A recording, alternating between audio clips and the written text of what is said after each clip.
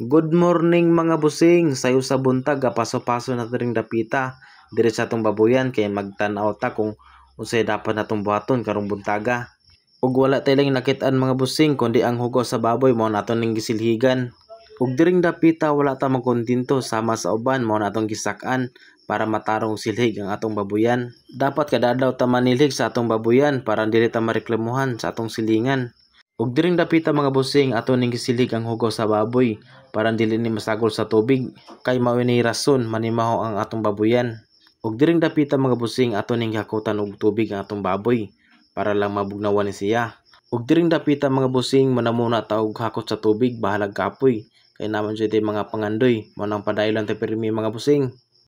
Ug diring dapita mga busing way pagduduha ato ning gisak-an para mataron nigligo ang atong baboy. Para sad mapili na busing nga pinangga nato sila munang ato lang tagaan og saktong atensyon mga busing. Kay kini mga hayop mga busing simra ni nato na feelings. Ug diring dapita mga busing ning ambak nata saad kay manatag ligo sa atong baboy. Bitaw murag nakabantay na mo mga busing ba nga sige lang kog saka-saka saad. Bitaw busing ako ning gitarang og limpyo ang ad para dili masayang ang akong effort. Bitaw sa tidon anay lang bitaw busing daghang gaingon nga baho daw ang magbaboyan.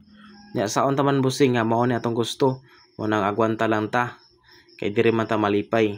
Mao na kung asa ta malipay busing adto lang jud ta kay dili jud ta makapamati og kakapoy. Mao nang ikaw busing kung nakay plano og pangando sa imong kinabuhi pilia kung asa ka malipay. Samaan ni Gut ko ni tag manok. Bitaw salamat sa pagtan-aw.